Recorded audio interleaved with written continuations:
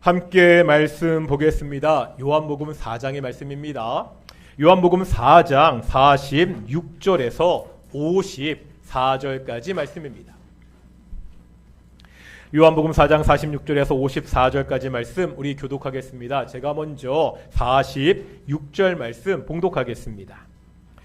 예수께서 다시 갈릴리 가나에 이르시되 전에 물로 포도주를 만드신 곳이라 왕의 신하가 있어 그의 아들이 가버나움에서 병 들었더니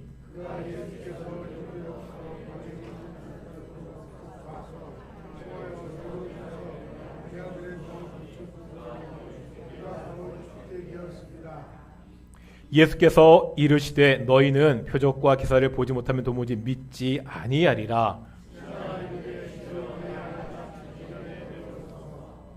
예수께서 이르시되 가라 내 아들이 살아있다 하시니 그 사람이 예수께서 하신 말씀을 믿고 가더니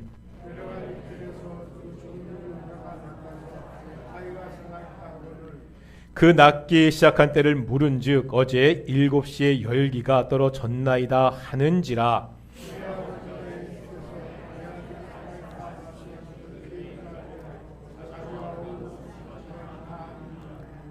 함께 읽겠습니다. 이것은 예수께서 유대에서 갈릴리로 오신 후에 행하신 두 번째 표적이니라. 아멘. 이 시간 갈릴리 찬양대에 찬양을 하나님께 영광 돌리시겠습니다. 하나님이 우리와 함께 하십니다. 오늘 예배도 하나님의 영광이 함께하는, 하나님의 은혜가 함께하는 귀한 예배가 되기를 축원합니다. 제가 이 시간 조금 무시무시한 예언을 한 가지 하겠습니다. 아마 제 예언을 들으시면 다들 굉장히 오싹하고 두려움을 느끼게 될 것입니다. 예언은 이렇습니다.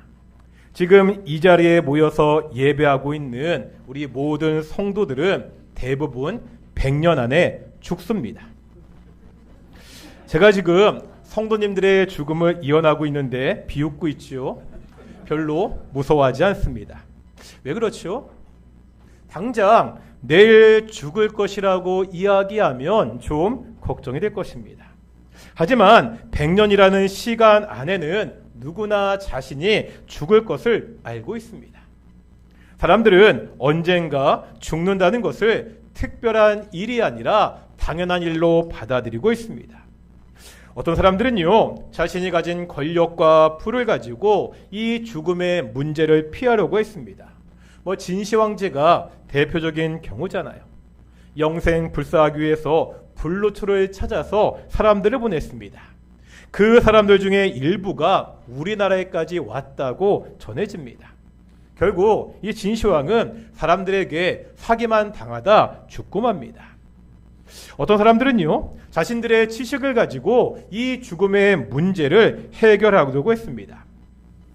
유명한 판타지 소설인 해리포터 시리즈에 보면 마법사의 돌이라는 게 있는데요. 이것은 미국판을 번역한 것입니다. 영국판을 번역해서 이야기하면 현자의 돌, 이렇게 번역할 수 있습니다. 연금술사들이 있는데요. 이 사람들은 이 현자의 돌이 사람을 영원토록 살게 하는 힘이 있다고 믿었습니다. 우리가 잘 아는 과학자 뉴턴이 있죠. 사과가 떨어지는 것을 보고 만류 인력의 법칙을 발견한 사람입니다. 그래서 근대 과학의 아버지라 불립니다. 이 뉴턴도 영원한 생명을 주는 연금술에 지대한 관심을 가지고 있었습니다. 하지만 이 연금술을 연구하다 결국은 순 중독으로 죽고 맙니다. 세상에 누구도요, 이 죽음의 문제를 해결하지 못했습니다. 오늘 본문을 보면 이 죽음의 그림자가 짙게 드리워져 있는 것을 볼 수 있습니다. 한 신하의 아들이 심각한 병이 들었지요. 이 병의 심각성을 본문은 반복해서 이렇게 묘사하는데요. 먼저 47절에 보니까 거의 죽게 되었습니다. 또 49절에 보니까 죽기 전에 내려오소서. 오늘 본문의 죽음이 반복되고 있죠. 이 아이는 언제 죽어도 이상할 것이 없는 아주 심각한 상태입니다. 사람의 눈으로는 아무런 희망이 없습니다. 그런데요, 오늘 본문에서 또 반복되는 말이 있습니다. 50절과 51절과 53절, 50절, 51절, 53절에서 반복되는 말이 있는데 어떤 말이 반복되고 있죠? 살아있다.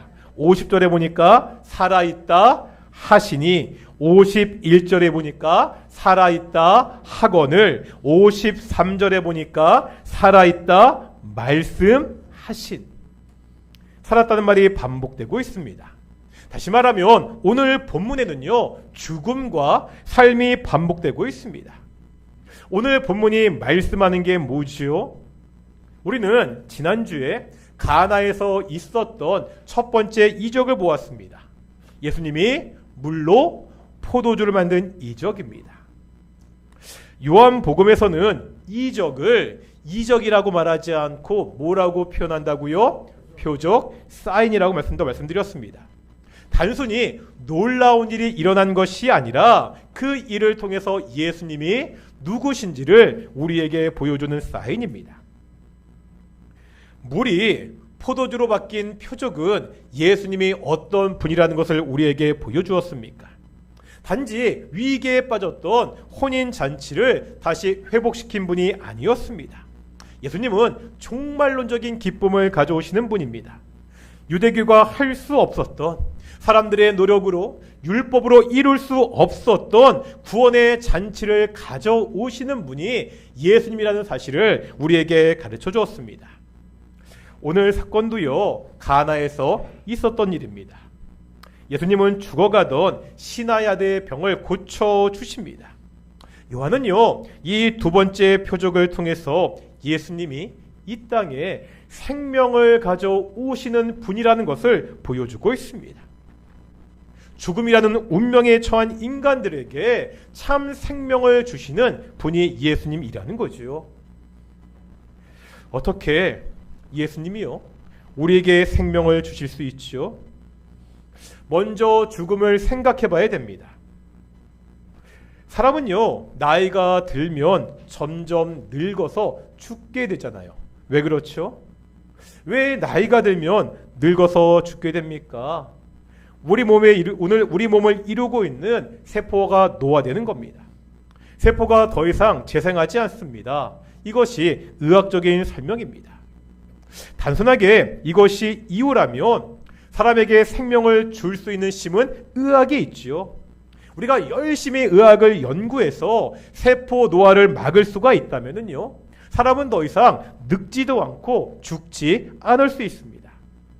이것이 불가능하기 때문에 사람들은 처음에 말씀드린 것처럼 내가 앞으로 죽는다는 것을 너무나 당연하고 자연스럽게 받아들입니다. 하지만요, 사람의 죽음은 자연스러운 것이 아닙니다. 오히려 부자연스러운 일입니다. 사람의 죽음은 단순히 세포의 노화 때문에 오는 것이 아닙니다. 성경은 뭐라 말씀하시죠? 죽음이 죄에 대한 하나님의 심판이라고 분명하게 말씀하고 있습니다. 하나님이 에덴 동산을 지으시고 아담과 하와에게 한 가지 경고를 하시죠. 선악을 알게 하는 나무의 실과를 먹지 말라. 먹으면 반드시 죽을 것이다. 이 말씀을 통해 우리가 알 수 있는 것이 한 가지 있습니다. 만약에요, 아담과 하와가 말씀에 순종해서 선악과를 따먹지 않았다면 죽지 않았을 것입니다. 하지만 아담과 하와는 하나님의 말씀에 불순종했죠. 선악과를 따먹고 맙니다. 하나님은 분명하게 말씀하십니다. 너는 흙이니 흙으로 돌아갈 것이니라. 이제 아담 이후에 모든 사람은 반드시 죽어야 하는 처지가 되었습니다. 그렇다면요, 이 죽음의 문제를 해결하기 위해서 뭐가 필요하죠? 이 세포의 노화를 막는 이 기술이 우리에게 필요한 것이 아닙니다. 뭐의 문제가 해결되어야 돼요? 죄의 문제가 해결되어야 됩니다. 죽음의 원인이었던 죄의 문제가 해결되어야 우리가 죽음을 극복할 수 있습니다. 사람은 이미 죄인입니다. 죄인이 자기 스스로 자신의 죄의 문제를 해결할 수 없습니다. 그래서 죄 없으신 하나님의 아들이 이 땅에 사람으로 오셨습니다. 이 땅에 오신 예수님이 어떻게 죄의 문제를 해결하셨지요? 사람들이 쓰는 말 중에 목숨을 건다는 표현이 있습니다. 사람이 어떤 일을 정말 목숨 걸고 할 수 있습니다. 아주 결연한 의지를 보여줍니다. 어떤 사람들은요, 자신들의 명분을 위해서 목숨을 겁니다.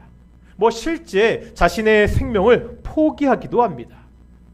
이 방법을 통해서 자신의 명분, 주장을 세상에 알릴 수는 있습니다. 하지만 거기까지입니다.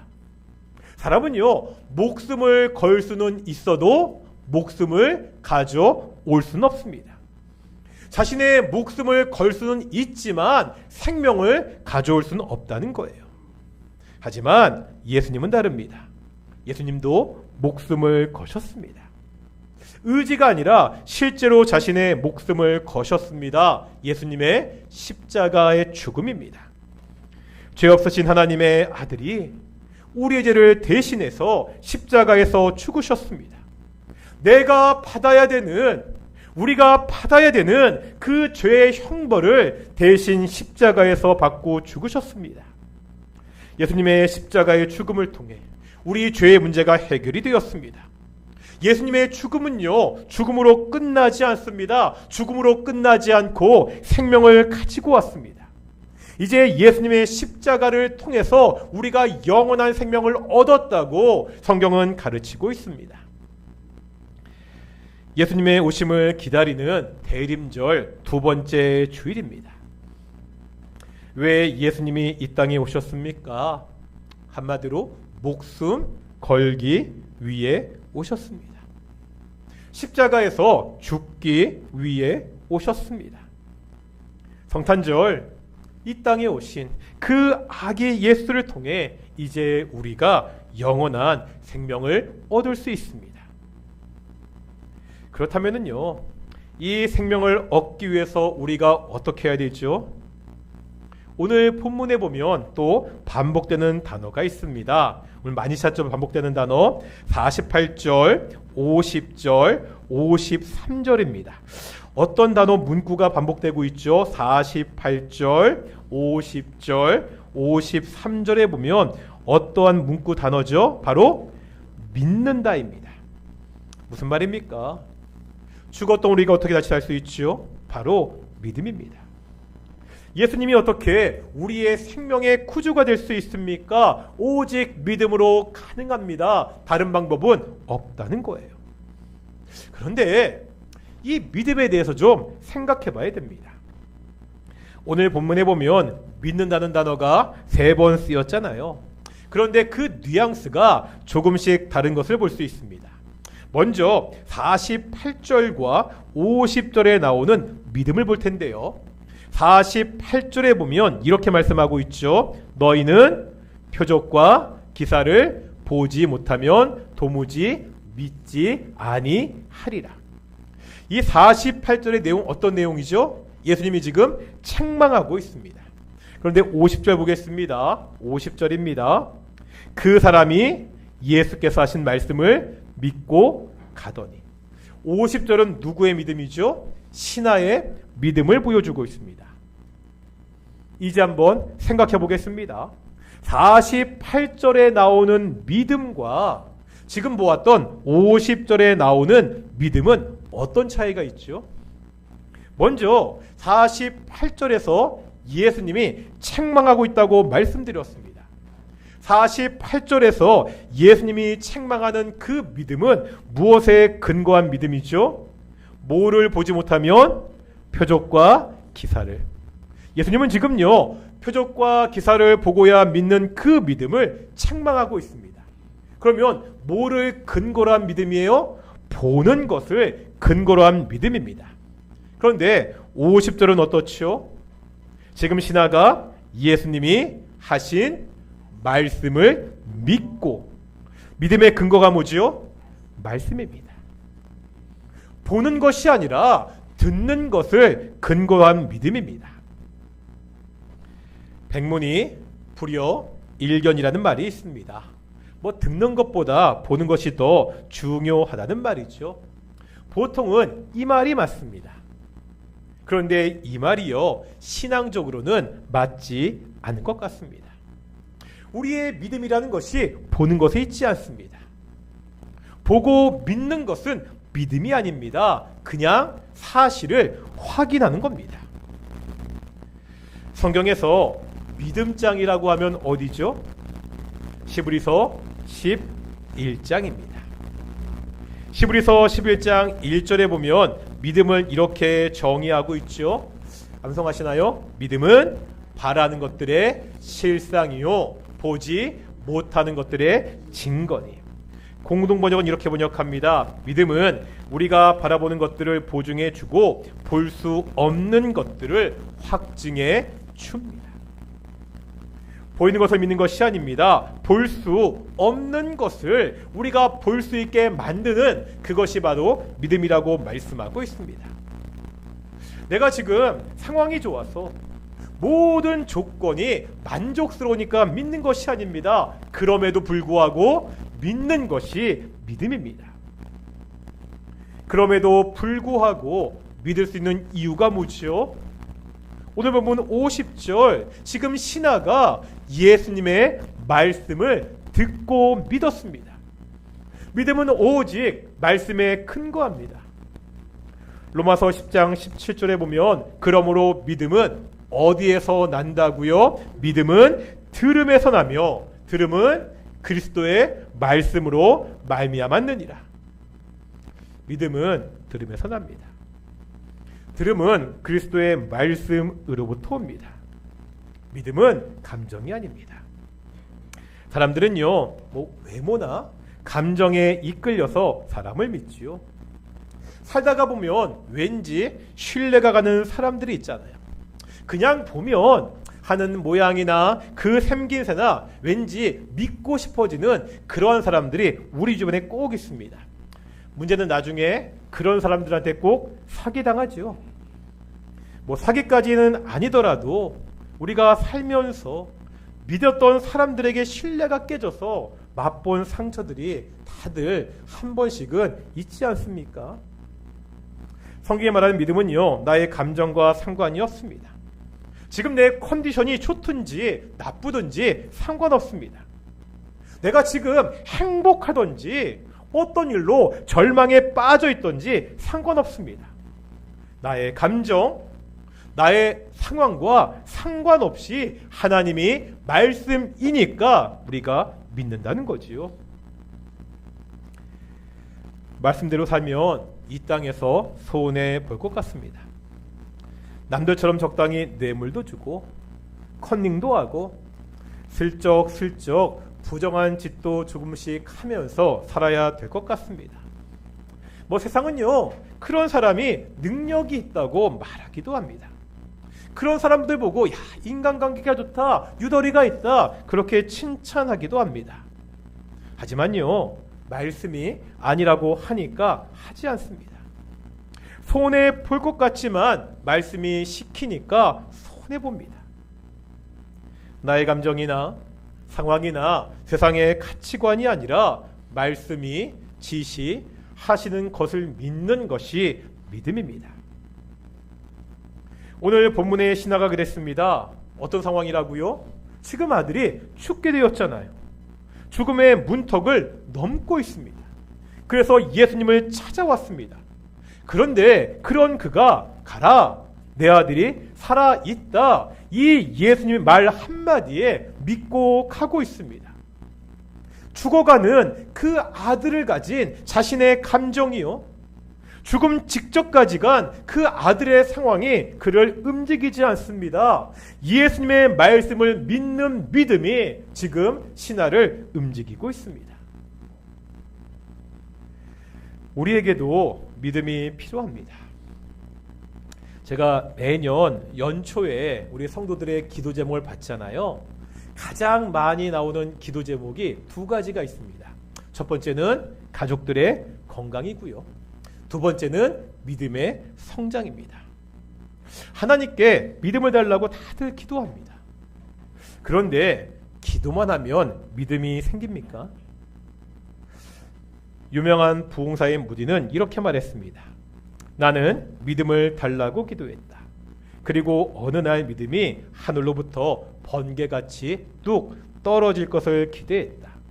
그러나 믿음은 오는 것 같지 않았다. 오늘 나는 로마서 10장을 읽었다.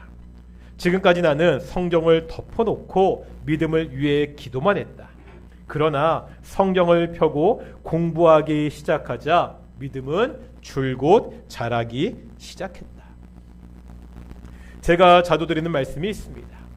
신앙은요, 덮어놓고 믿는 것이 아닙니다. 어떻게 믿는 거라고요? 펼쳐 놓고 믿는 겁니다. 말씀을 듣고요, 말씀을 읽고 그 말씀을 배울 때 믿음이 성장합니다.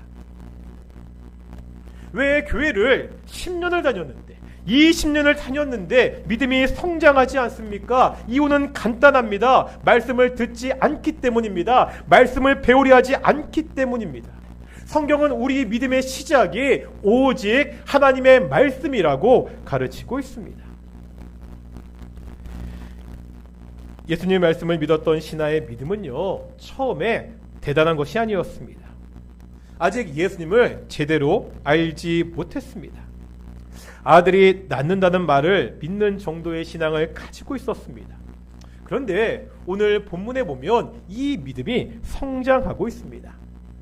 아까 제가 오늘 본문에서 믿는다는 말이 몇 번 나온다고요? 3번 나온다고 말씀드렸습니다. 이미 2개는 살펴봤습니다. 이제 남은 것은 53절입니다. 신하가 예수님의 말씀을 듣고 집으로 돌아옵니다. 돌아오면서 예수님의 말씀대로 병이 나은 것을 확인하게 됩니다. 그 병 나은 시간이 예수님이 살았다 한 그때라는 것을 알게 되죠. 이제 53절 마지막 하반절에 보면 뭐라 말하고 있죠? 자기와 그 온 집안이 다 믿으니라. 처음에는요, 그냥 병에서 살아날 것이라 그 말씀을 믿는 초보적인 신앙을 가지고 있었습니다. 그런데 그 신앙이 성장하죠. 이제 온전히 예수님을 자신의 구주로 믿게 되었습니다. 자기뿐만 아니라 온 집안이, 모든 가족들이 다 예수님을 믿고 있습니다. 이것이 말씀을 믿는 믿음의 결과입니다. 말씀을 믿는 것은요, 우리의 본질적인 문제를 바꿔놓는 믿음을 낳게 합니다. 육체의 질병에서 치유되는 것을 넘어서 우리에게 영원한 생명을 가져옵니다.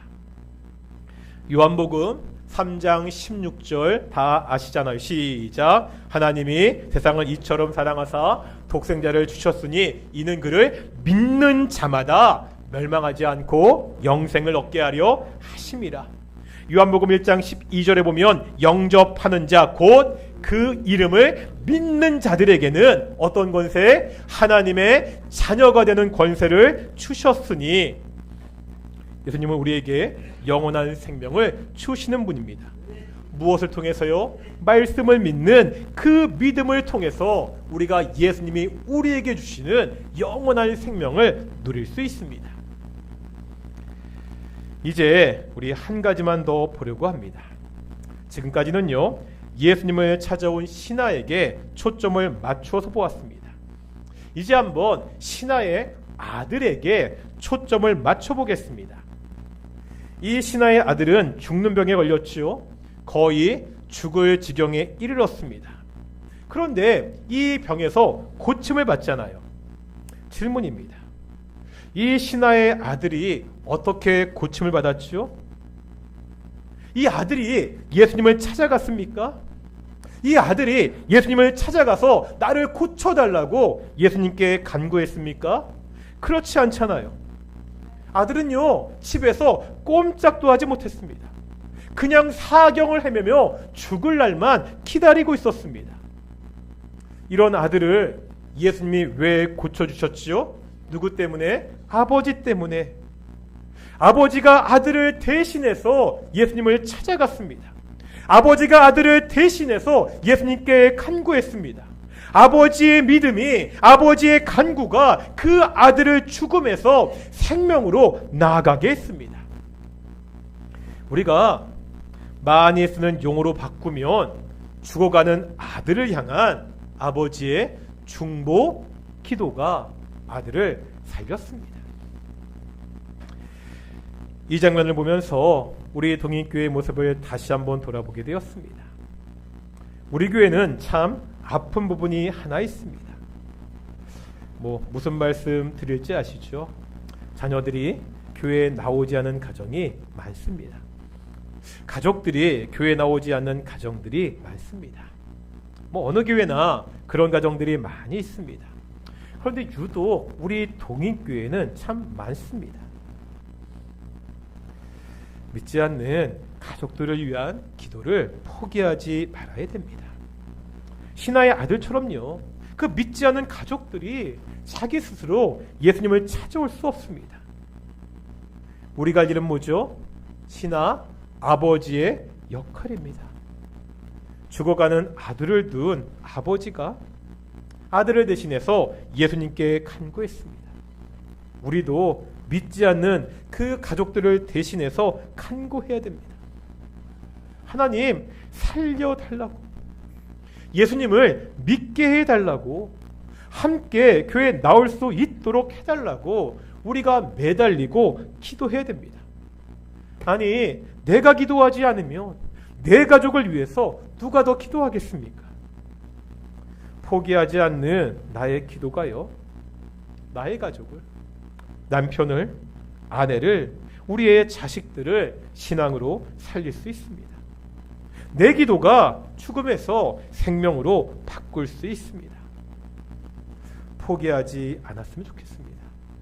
믿지 않는 우리의 가족들을 위해 포기하지 않고 끝까지 기도하는 우리 동인의 성도들이 되시기를 축원합니다. 오늘 우리는 예수님이 죽음에서 생명을 주시는 분이라는 것을 보았습니다. 우리가 생명을 얻기 위해서 이 예수님을 믿어야 됩니다.